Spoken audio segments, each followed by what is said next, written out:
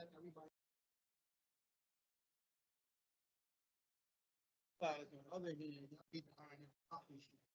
don't know if Aaron Rodgers is coming. Hey, everyone, we're about to get started. If we can find our seats, silence our cell phones like I'm doing now. And if we can close the side doors and back door, I greatly appreciate it. Good afternoon, everyone. We are on the record. Today is Monday, the 5th day of February in the year 2024. This is a City Council Caucus meeting of the Jersey City Municipal Council. We had a scheduled 4 p.m. start. The clock on my cell phone is showing 4:04 p.m. May we have a roll call for the commencement of this caucus? Councilperson Ridley. Here. Councilperson Prinzary. Here. Councilperson Baggiano. God bless you. Please. Councilperson Saleh. Here. Say night. Councilperson Solomon. Here. Councilperson Gilmore. Present. Councilperson DeGise. Councilperson Rivera. Here. And Council President Waterman. Here. We have all 9 council members present at 4:04 p.m. On behalf of Council President Waterman and members of the Municipal Council, in accordance with the New Jersey Public Laws of 1975, Chapter 231, the Open Public Meetings Act, also known as the Sunshine Law, adequate notice of this meeting has been provided by the posting on the bulletin board of the first floor of City Hall, the annual notice, which is the schedule of meetings and caucuses of the Municipal Council for the calendar year 2024, and filed in the office of the City Clerk on Thursday, November 30th, 2023. In addition, at the time of its preparation, the agenda of this meeting was similarly disseminated on Friday, February 2nd, 2024 at 6 p.m. to the mayor, municipal council, business administrator, corporation council, and local newspapers, and posted on the city's website. So I can certify as to our total compliance with the Sunshine Law. Council President, I'm going to turn it over to you.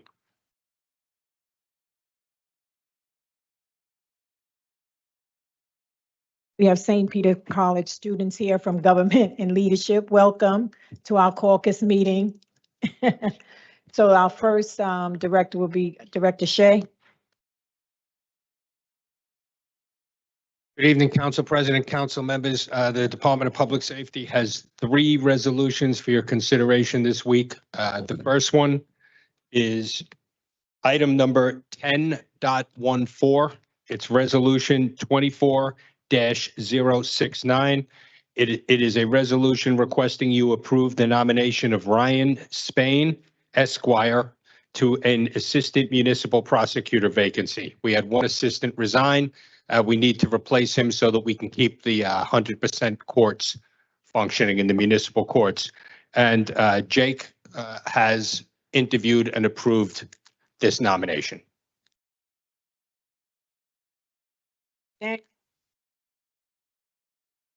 Next is the next item, 10.15, resolution 24-070. It's a resolution requesting that you ratify an award of a contract to Safeware Incorporated for the purchase of 600 EDR Huntress. That is a computer protection, anti-hacking, antivirus software and support system for the 24/7 Security Operations Center through U.S. Communities Government Purchasing Alliance Omnia Partners. So this is a government contract that'll come in. Huntress, again, is an overlay over the entire public safety's computer systems. It prevents viruses, it prevents hacking, it prevents takeovers like you've seen in hospitals and other government agencies. We're switching from Carbon Black, which was the one we previously used, to this. Director Baker has tested it. It's a superior product that offers us 24/7 live support, and it's $15,000 cheaper.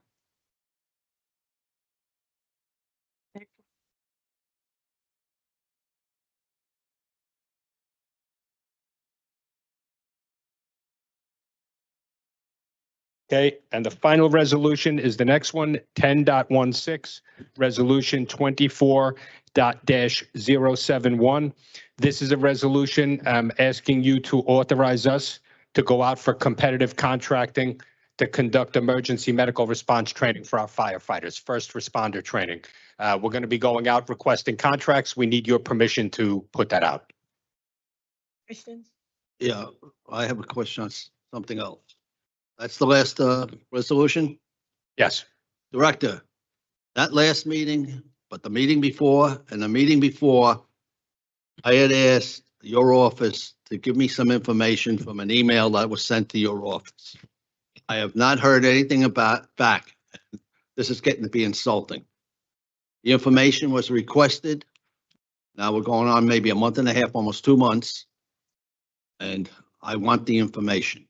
Yeah, Well- Councilperson, right, two things. One, I've responded to your office and asked, please send it through the business administrator. Like all requests have to come to me so that they can instruct me to follow it. That's been the way we've done it for 11 years.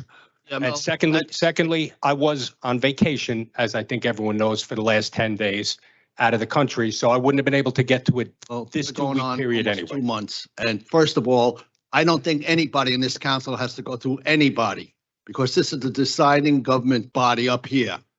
I want an answer. I asked for it. I'm going to meet with John tomorrow. I'm going to talk to him about it, but I want an answer. And so I think some of the other people, council people want the same answer. They want to know what the heck is going on with certain things. Please, Director, give us the information. And I don't think I or anyone on this council has to go through John or anybody sitting over there when we request something. Also, Director, with regards to the RFP for the mental health program that we're trying to get off the ground, it's gonna have to take a comprehensive approach. And I know at one point Nikki Flora was coming to the meetings as a representative from the Public Safety Department. I was just wondering, are we going to have another individual from your office in the capacity that Nick was, as we're trying to iron out the kinks of this RFP? And do we have the commitment of your office to continue to work with us as it relates to training and just providing these necessary services? Of course, Councilman, and I do not believe the chief has assigned Nikki's replacement yet, but as soon as he does, he'll take over his duties. He or she, whoever gets that job. Thank you.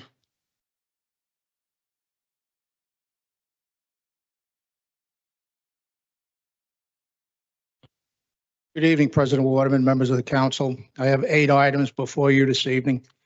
First one is 10/17/24072. Resolution will authorize the award of a contract to AER Consulting Services LLC to provide 4 Motorola APX multiband radios for the Jersey City Fire Department. Total cost of the contract is $34,024.72, and it's funded through the 2021 UASI grant. The second item is 1020, Resolution 24075. This authorized an award of a contract to Datum Filing Systems for the purchase and delivery of weapons storage furniture for the Jersey City Police Training Facility through the Educational Service Commission of New Jersey for the Department of Infrastructure and Division of Architecture. The amount of this contract is $18,073.13. This furniture is pretty much the armorer's furniture, where they'll be coming in when they do the cleaning of the weapons, examining of the weapons. If they have to secure them, it holds spare magazines, has spare ammunition and things like that. It's just so we have a level of security at the range.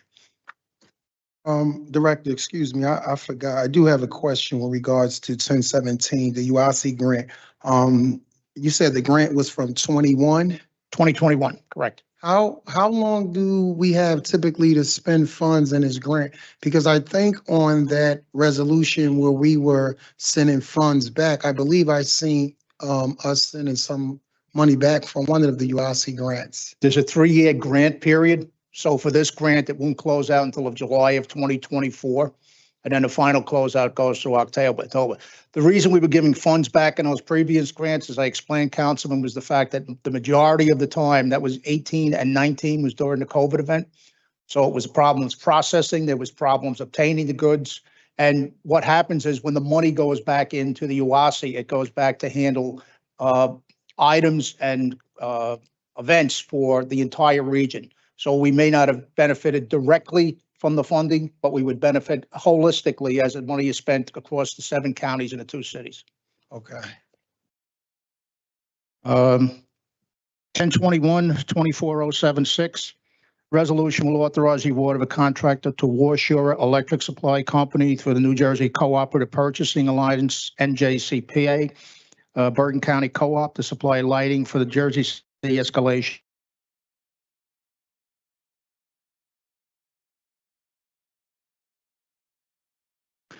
Uh, 1022-24077, resolution will authorize the award of a contract to J. Fletcher Kramer and Son for the purchase and delivery of steel roof support frames for the Jersey City de-escalation pistol range facility through the New Jersey Cooperative Purchasing Alliance, NJCPA, Bergen Co-op.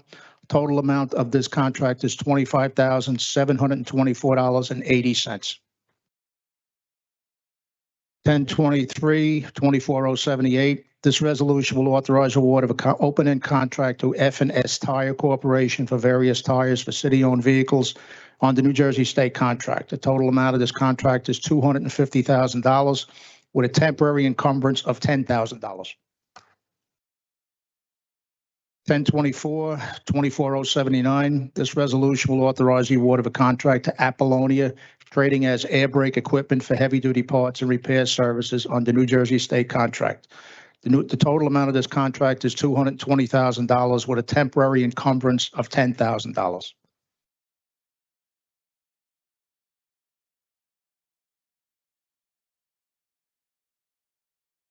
Uh, 1025-24080, resolution will authorize the award of a contract to City Auto and Truck Parts LLC, DBA Bayonne Auto Parts for the purchase and delivery of parts and maintenance of heavy-duty fleet vehicles as necessary. Total amount of the contract is $650,000 with a temporary encumbrance of $30,000. And the last is 1026-24081. The resolution will authorize the renewal of an open-end contract with Lombardi Door Sales and Service Corporation to provide repairs and maintenance of overhead motorized doors at city facilities. The renewal is for a one-year period effective February 1, 2024. The total cost of the contract shall not exceed $55,350. Thank you very much. Have a nice evening.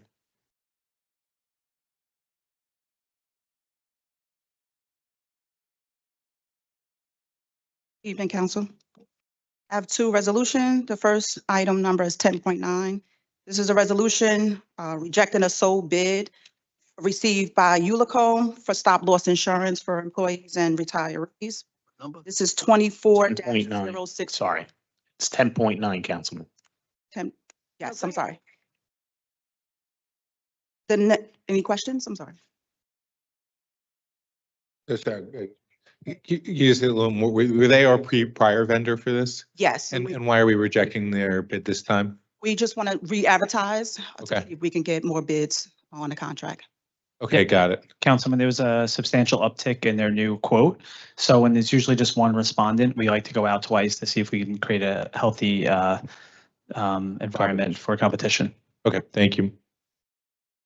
Which leads me to my next item, 10.10.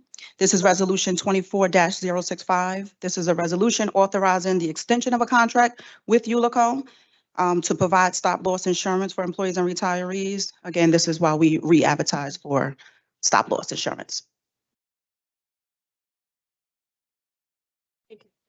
Welcome, thank you.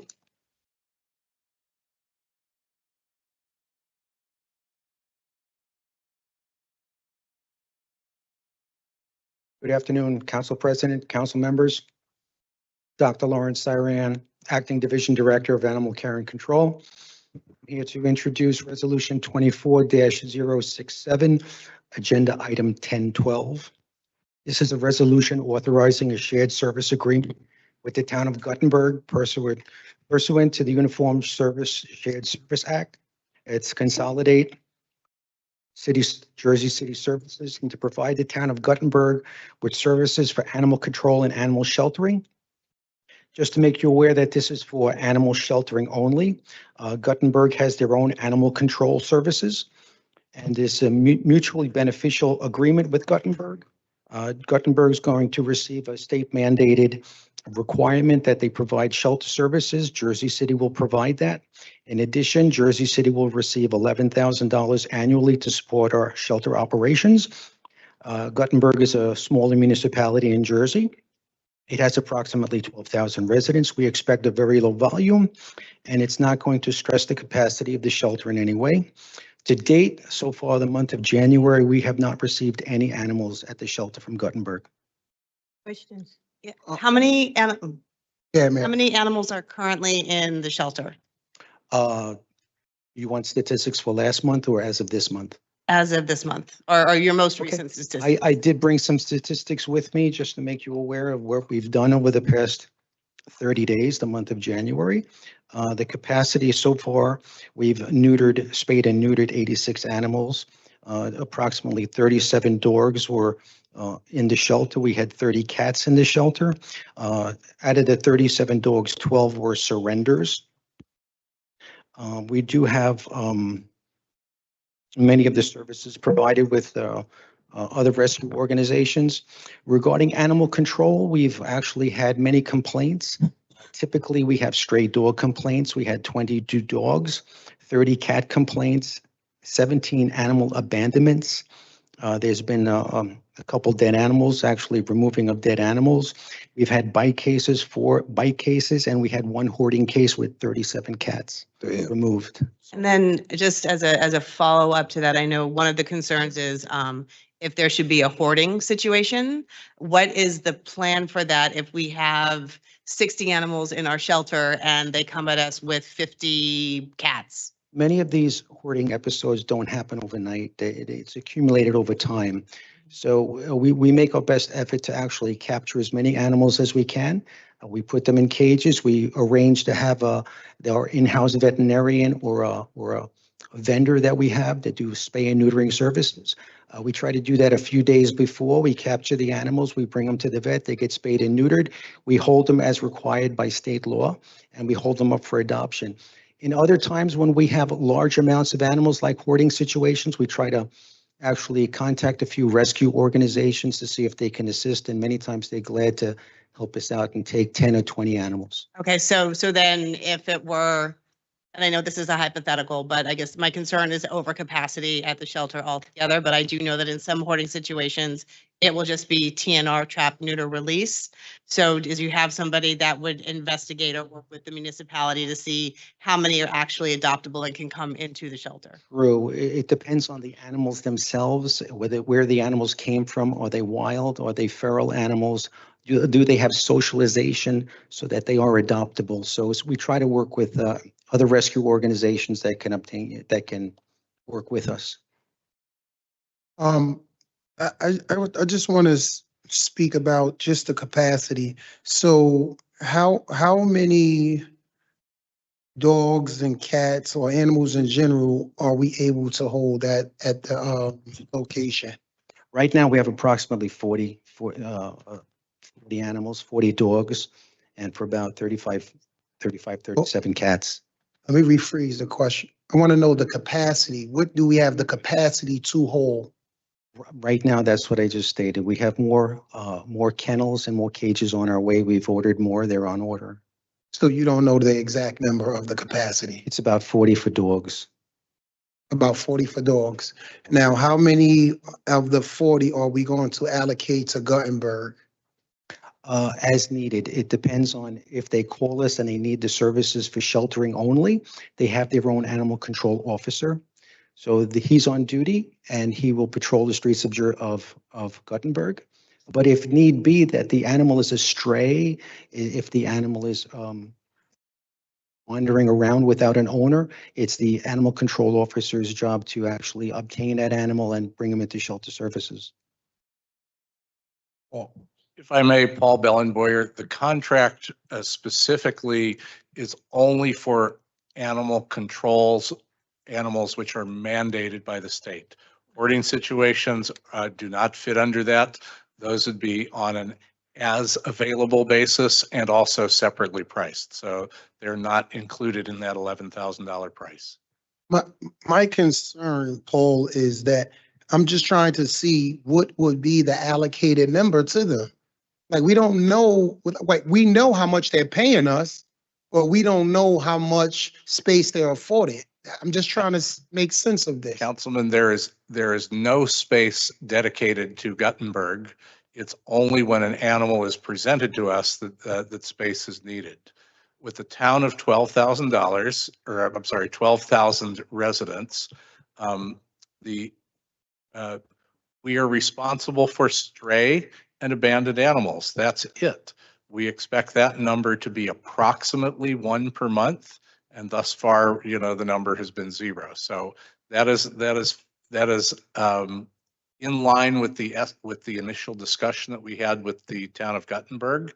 And we have no reason to believe that, again, it's based on the numbers of population. Jersey City is much larger, so we expect many more animals from Jersey City. Guttenberg, we expect a very low volume, and to date, that's proven true. Well, you can't take them now. We don't have a contract with them, right? We have arranged that they can call us and price it as needed, but you're right, we don't have a contract, so we're not obligated in any way. I'm just trying, I just don't understand why we can't, like, expectations and realizations are two different things. I expect to make 200,000. The realization is I make 85,000. So I'm just saying, we can't have an allocated number that says these spaces must be designated for Jersey City animal care. I just don't understand why that can't be specified in a contract. Can you help me understand that? Well, I can try, Councilman. The entire capacity of the shelter is dedicated to Jersey City animals. Yeah. If we would contract with Guttenberg, yeah, we would make space available as needed. We do understand how this business works, and it's driven by population and need. Guttenberg, as a very small municipality, will have a very small need. That's what they report to us. We have every reason to believe that. We've looked at statistics from other towns, and we understand that to be the case. Well, in that assessment, can we just say that we'll allocate five cages to them? Would not do that because they don't need 5 cages. They only need shelter capacity when they bring us an abandoned or stray animal. And our obligation then is to hold it for 7 days to locate an owner and then make it available for adoption. That's the animal control and sheltering business together. But in this case, we're only providing the temporary shelter.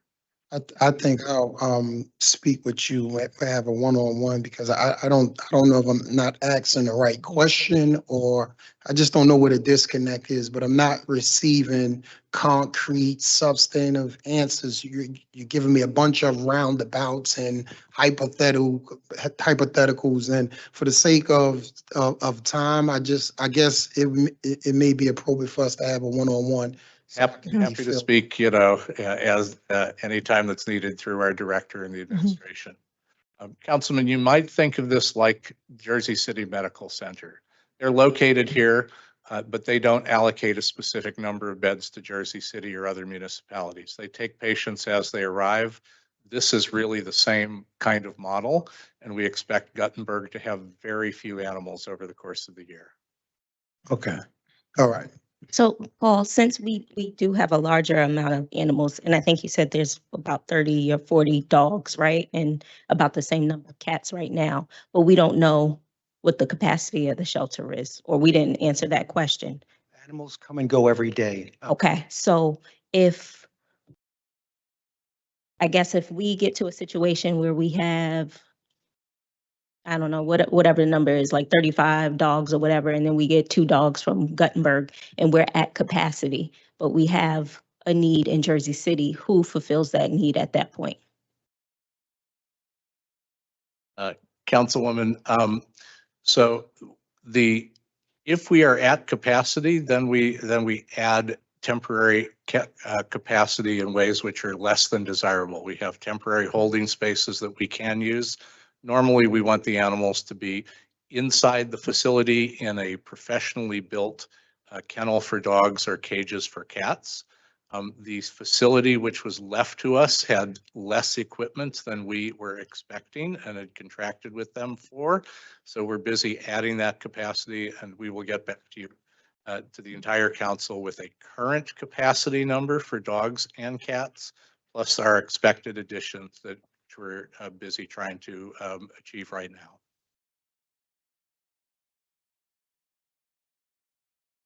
Are we still intending to move forward with similar agreements for Hoboken and Bayonne? So I think it would be obviously up to the council, but we have talked with the city of Hoboken. We know that they contracted with Liberty Humane Society, so we know that the facility can handle that capacity. We have had really no discussions with the city of Bayonne. I know they're looking for another provider, but we are not currently in that market for precisely the reason that we really need to get on our feet to make sure that we can serve Jersey City residents.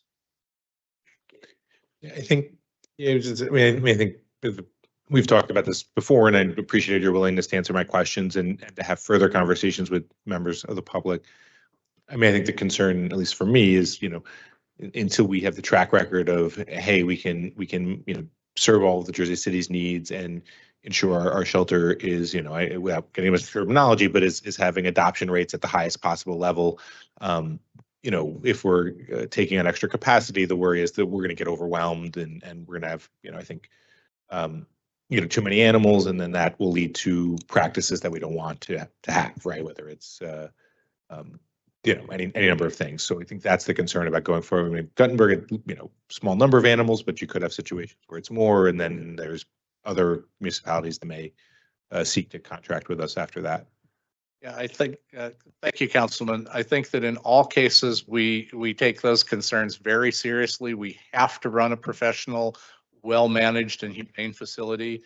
And we really understand that we're not going to go down that route unless we're sure we can do it. Okay, next one. Second, the second item is a resolution authorizing the award of a contract to Lease Servicing Center, DBA Government Cap, for a 5-year lease on 2 new Ford Transit cargo vans with uplifting through Sourcewell Cooperative Department of Health and Human Services. This is basically for 2 vehicles, 2 cargo vans that's specially equipped for animal control. Right now, we're working with 2 DPW vehicles that are approximately 10 years old. They haven't been fitted properly for the animal control, but we're working with them presently right now. So, I'll follow up. Well,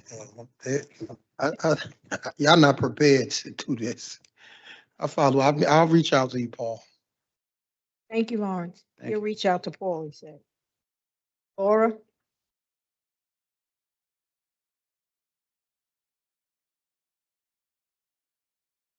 Good afternoon, council members. I'm here for resolution 24-57, item 10.02. A resolution awarding a contract to Adams, Riemann, Hagen and Associates, TA, Civil Solutions to perform a digital tag maintenance. The City of Jersey City maintains a tax map digital format that was certified by the State of New Jersey, Department of Treasury, Division of Taxation.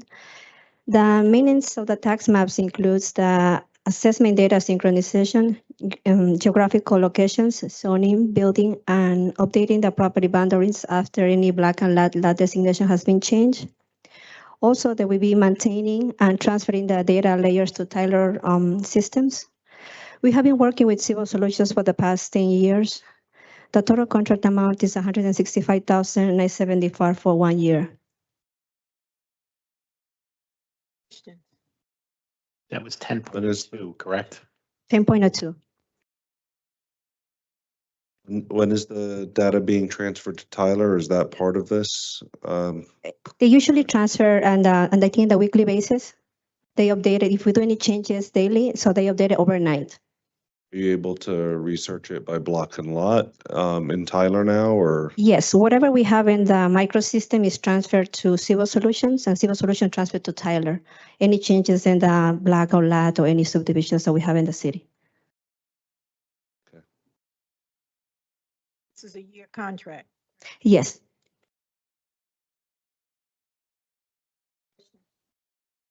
Thank you, Laura. Thank you. Have a good night. Vivian?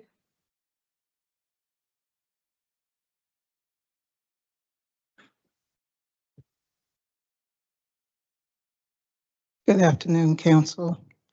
I have one resolution, which is Resolution 24-56, item 10.1, which is the authorization of emergency or temporary appropriations, which is just to allow us to add grants to our current budget. And there are four grants that we're adding. Questions? Vivian, would you, is it Vivian Kyle? Kyle's not here. Is it Vivian that's gonna speak on the, I sent you a response to your email. oh, I thought you said that she was gonna present today. No, the resolution is going to be on the next meeting. Okay, Okay, all right. okay. Thank you. Thank you. Thank you. Deja?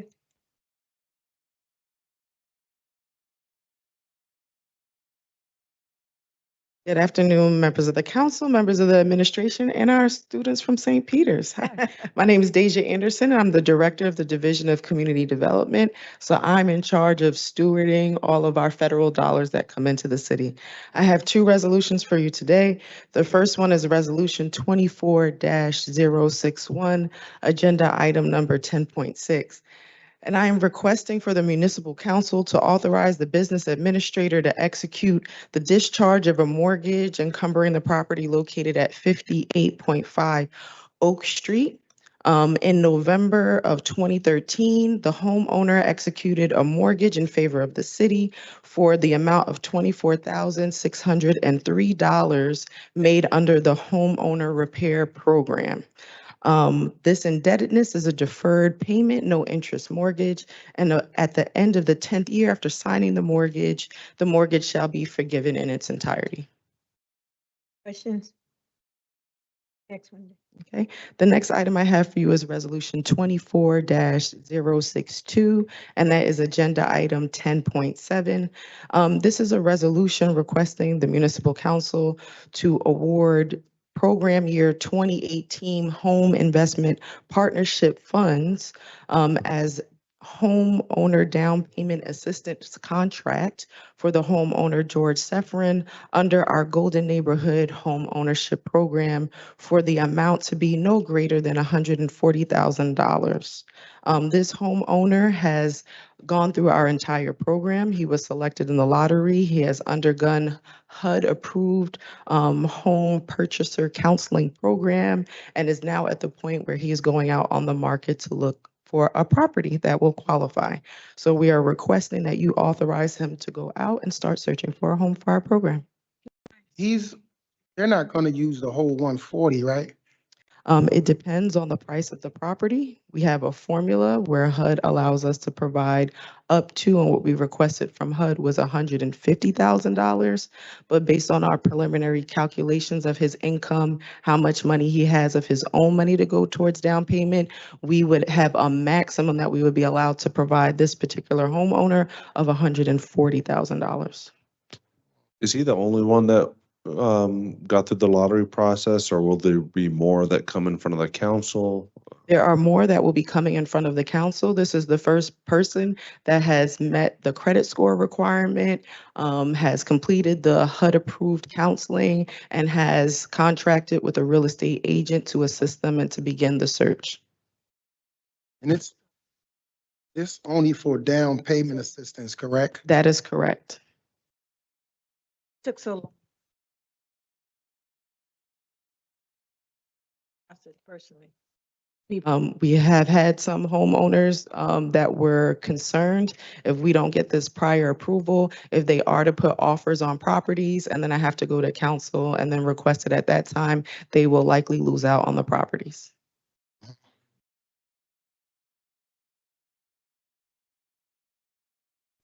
Thank you so much.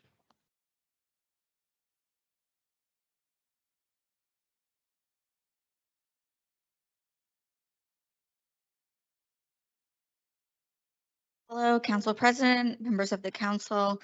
I have 4 items today. 3 of them are for the Department of Infrastructure, and 1 of them is on behalf of the Jersey City EDC, having to do with the UEZ grant program. So I'll start with that one. So this is agenda number 10.8, resolution 24-063. This is a resolution authorizing the submission of an application to the New Jersey Urban Enterprise Zone Authority for West Side Avenue streetscape improvements. So this application would essentially allow the city to make needed improvements along the West Side Avenue corridor that specifically meet the UEZ criteria of aiding local businesses, the local economy, and job creation. And as West Side Avenue becomes more and more of a commercial corridor, these improvements would include things like the planting of new trees, installation of street furniture and bike racks, and lighting, which would help support the businesses and the commercial activity that's happening on the corridor. Questions? Just to get it on the record, I know we've talked about this, but this would be in tandem with the funding that eventually 8 years later we're getting from the state to finish the streetscape on West Side Avenue. Correct. So several years ago, Right, yeah. right, over 5 years ago, the city submitted an application to the NJTPA for local funding to make street safety and beautification improvements along the West Side Ave corridor. The city was awarded those funds, and we expected to start the project soon after. However, it has now been several years, and we're being told that it will be upwards of 5 years more before we can even get authorization to begin the project. And so, in the interest of advancing some of these improvements and supporting the activity that's happening on West Side Avenue, but also making street safety improvements, this is a way for us to do some of those improvements, but not to duplicate the efforts that that grant would fund. Thank you. Thank you. Off topic, I just want to ask, what's happening with MOK? Because I know they had a grant too to do the landscaping and everything out there for them. Also, like do the frontage different. This was back. That's why. Oh, through the UEZ project? Yeah. Yeah, I'm not aware of the status of that one. The EDC would probably have a better idea of where that is in the process. I know that was also through the UEZ funding. Okay. And then the other 3 items, I'll pass over to Mike and Jen to present. Good evening, Council. Mike Manzella, Director of Transportation Planning.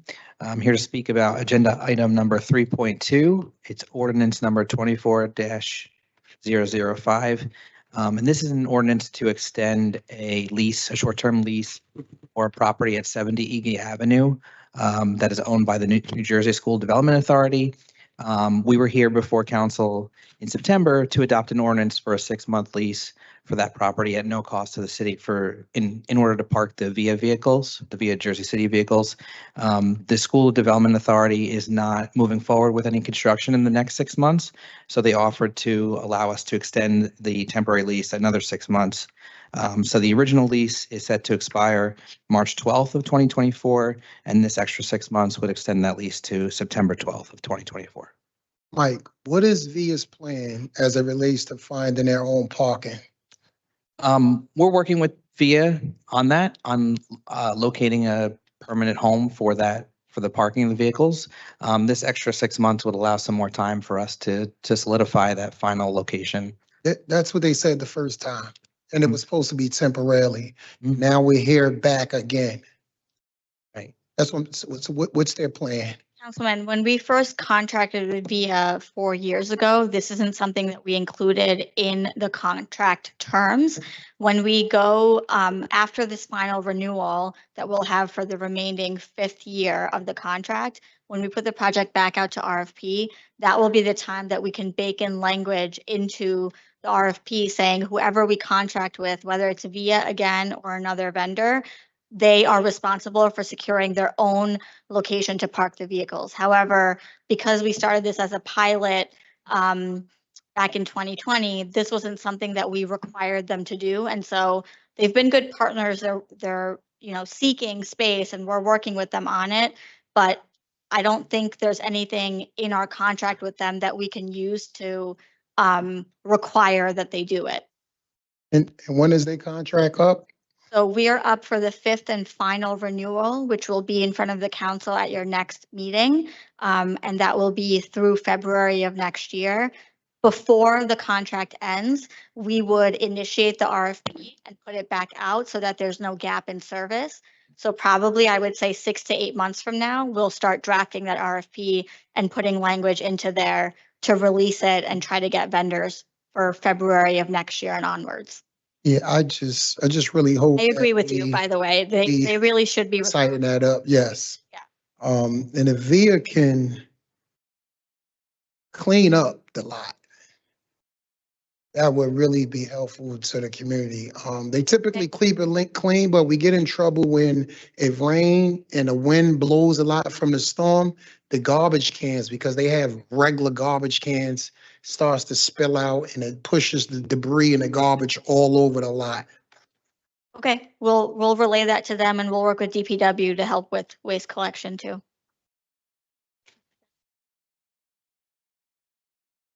Good afternoon, council members. Jennifer Wong, Director of Traffic Engineering. I'm here to present ordinance 24006. This is item, oh, I don't have the item. Oh, 3.3. This is for the parking regulations on Elm Street. It's a short dead end off of the boulevard just north of 139. This is just to formalize the existing on-street parking there. Yeah, on-street parking on the north side is parallel and then angled parking on the south side.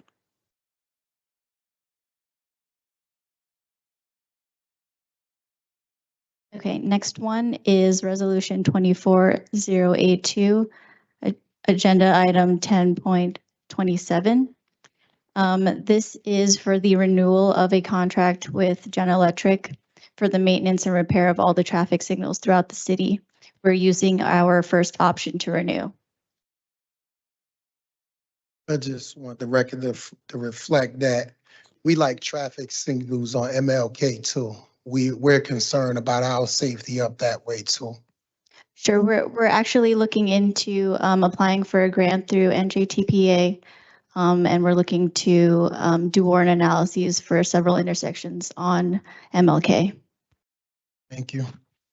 And can I ask you a question? On the, being that we're discussing traffic signals, the pedestrian crossing where ShopRite is, can we add, because we have a whole boatload of seniors that, you know, go that area.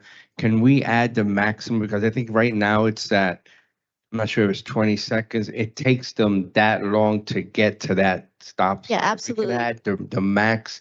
I'd greatly appreciate that. I'll definitely take a look into the timing there and update it.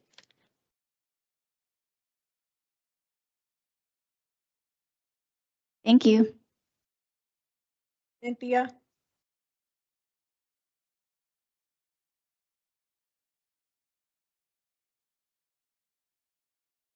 Good afternoon, Council President and fellow councilmen. My name is Cynthia Vasquez, Division Director for Injury Prevention at the Health Department. I'm here to present Resolution 24-068, item number 10.13, a resolution authorizing the City of Jersey City to accept a gift from the office of Senator Sandra Bolden Cunningham for the Division of Injury Prevention.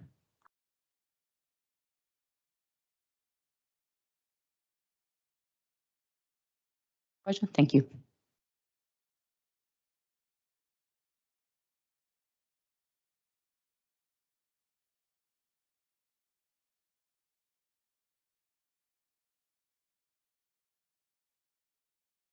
Okay, I'm here for 3.1 and 10.18.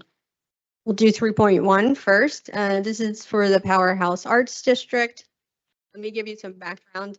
There is a school that currently exists in the Powerhouse Arts District known as the Waldo School. They began as a daycare and expanded over time to a middle school. The issue is daycare is permitted, but once you get past daycare, now you have a different use, and the use is school, education, whatever you want to call it. The expansion happened. Now they're trying to basically course correct We've been working with them to do that. But the educational use that we're going to be adding as a permitted use to the Powerhouse Arts District wouldn't apply just to them. This isn't, the use would apply to wherever wherever, it could be anywhere because it's a permitted use blanket across the plan. Just so there's some clarity, and I know there's confusion, right? So the state land use law says wherever you have a commercial district, you have to allow childcare. So it gets different, of course, when you start getting past daycare, which let's just say for now is kindergarten. When you get to higher education, now there is a difference. When I'm talking about university, I'm jumping there now because it is treated differently within the land use law. Higher education doesn't get the same kind of benefit that school or education does, right? Once you get to university, it's something different. The municipal land use law recognizes schools or education uses as inherently beneficial. And there's been cases that have said you can't really treat public and private any differently. Now, there's an actual citation that says if a private institution is accredited by the NJDOE, you have to treat them exactly the same. Just so you know, the state does not require accreditation for public and or not private and or nonprofit schools. I don't believe the Waldo is accredited, so I can't hang my hat or hang a hat on any kind of statute with the MLUL. So this blanket use would allow for education use anywhere within the plan. And again, so we're clear, not university, and daycare or childcare is something that's already permitted. Questions? So can we have like a stricter term of like what's considered educational use? So is it education as it refers to strictly schooling? Is it education as it refers to trading programs? Yeah, if we can just have like some differentiating markers with regards to just because education is it's an educational experience for these students being here, engaging us, watching us conduct city business. Yeah. So yeah, you can say school. I don't know if you don't feel comfortable with educational use because you feel like it's way too broad of a stroke. The rest, like for example, in other places within our development ordinance, we use the word school. And we have a definition in the land development ordinance for school that does narrow it down basically to primary and secondary education. So that's totally an easy fix if that's something you're more comfortable with. Anybody? Go ahead, anyone else? I would just, let's look at that definition before Wednesday. I mean, we can share with everybody and review the difference between the two. Yes. Yeah, Tanya, if we could, since we're talking about education, we've passed the revision of the R1 zoning, I don't know, a couple meetings ago.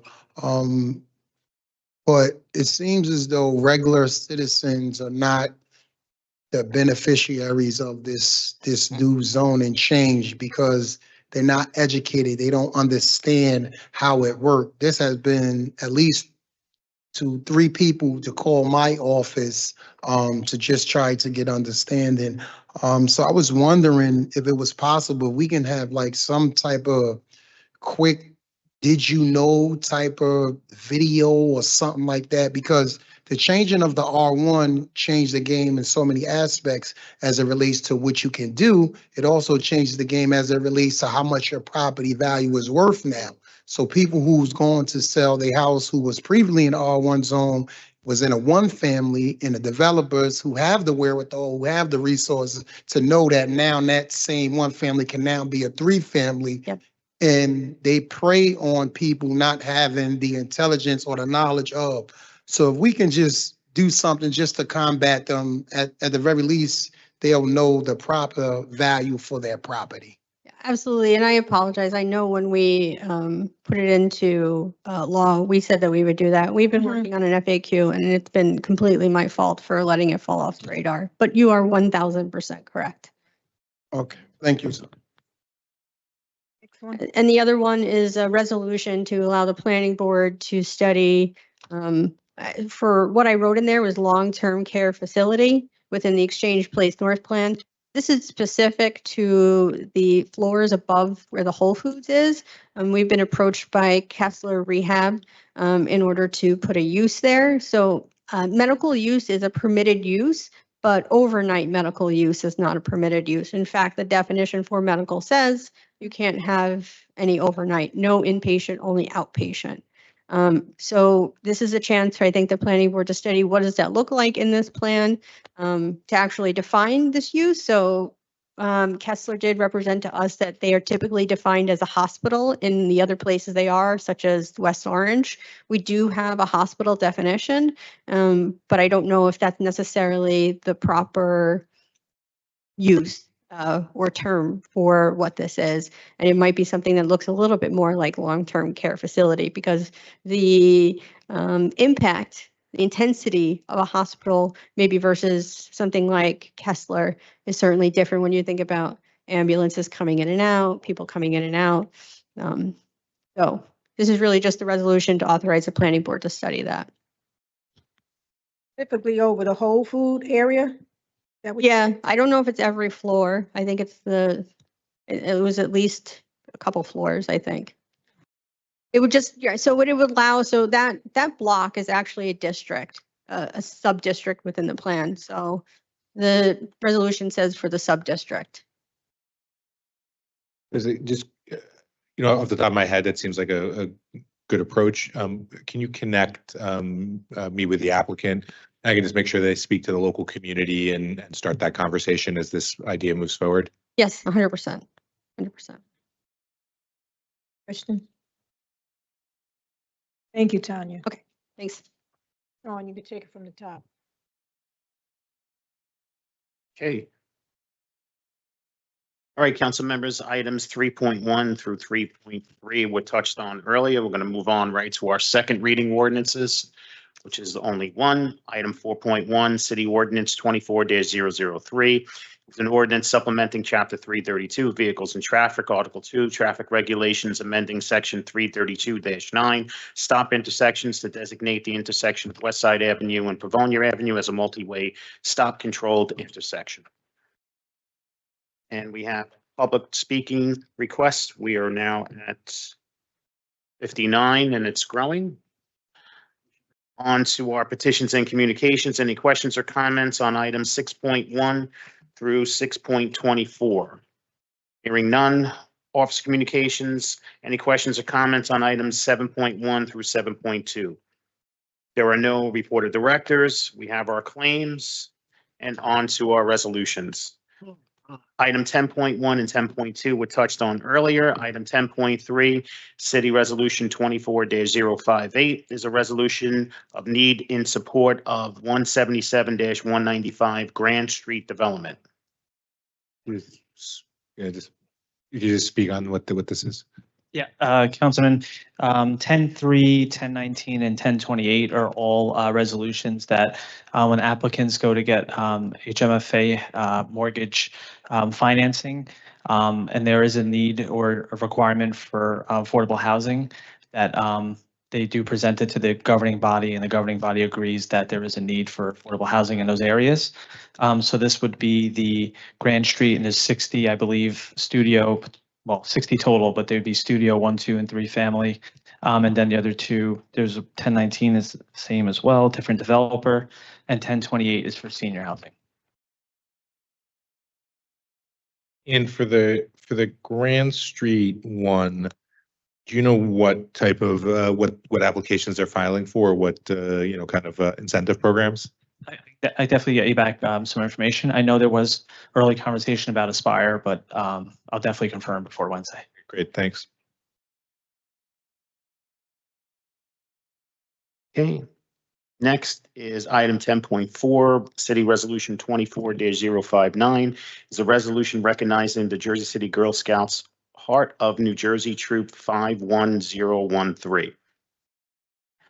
Next, item 10.5, Resolution 24-060 is a resolution requesting that the New Jersey Department of Environmental Protection grant an additional extension of time for public comment and input regarding diversified global graphics, Title V, operating permit, and if facts warrant, conduct further fact-finding in response to the applicant for the permit. Items 10.6 through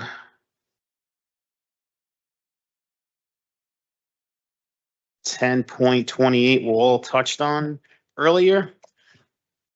And items 10.29 through 10.32, can I turn it over to our First Assistant Corporation Counsel, Britt? Sure. Thank you, Sean. Sean, we're going to be requesting that 1031 be pulled. That was inadvertently uploaded. And then as to 1029, 1030, and 1032, we did provide confidential settlement memos to the council last week. You should have gotten them late Wednesday or early Thursday. If anybody has any questions, can ask me offline. Yeah, I didn't receive that, Brittany. I just know with regards to 10.32, without getting too specifics, I think this warrants a closed session. Right. Yes, to further discuss this. Sure. Just for 1032? Yeah. All of them. We should have a closed session. on Well, yeah, I mean, since if we're there, I guess it's only, what, two more? Yeah, 32 is the most, but I mean, I guess it wouldn't care if we're there to discuss them. So just so we can tell Sean, is it on all three items? Yes. 29, 30, 32.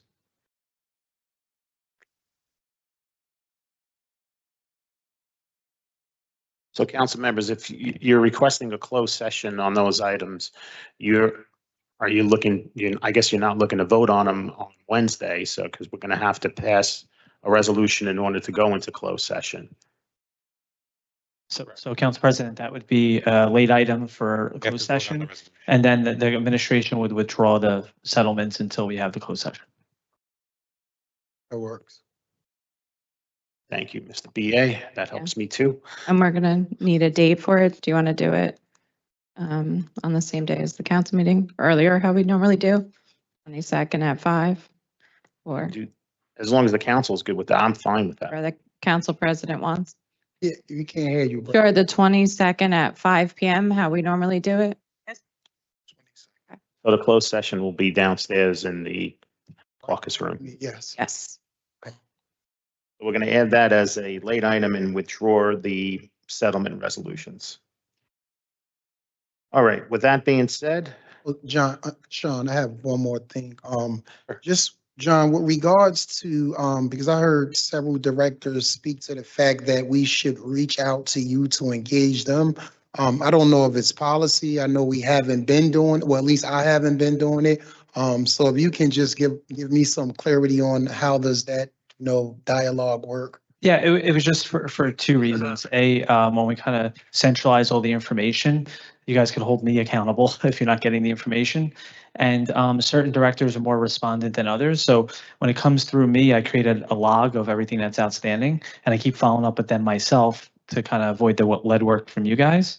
And as I get information, even if it's piecemealed, I'll provide it versus them waiting to have a comprehensive report. So just so the record reflect, it's a preferential line of communication. There's nothing in our code that speak to. We have to consult the BA and we can't. Might be in the Faulkner Act. We'll have to get back to you on that, but. I believe it is BA. I think it is in the Faulkner Act that you have to communicate through the BA because the BA is the director of all the department directors. Yeah, and I'm happy to have the conversation. I've already spoken to a few council members on something like a day-to-day. If I don't want to use a specific department for an example, but if we know there's a crossing guard not on a corner and it's a safety issue, we can approach the director. Right, okay. But for something more formal like a report, stuff like that, we just ask that we centralize it. Thank you, John and Sean. John, you smarter than I thought, man. I'm really feeling proud that I voted. Second. Motion to adjourn at 5. 5:02 PM. I didn't hear who made the motion. Manny, Councilman Rivera. Councilperson Rivera, and the second was made by Councilperson Saleh. All council members present in favor of the motion to adjourn at 5:02 PM by acclamation, please say aye. Aye. We are out of here at 5:02 PM. Thank you so much, everyone present and everyone watching at home. Remember, teamwork makes the dream work. Have a great night. Stay safe. And thank you very much for St. Peter's for joining us. Have a great night, everybody.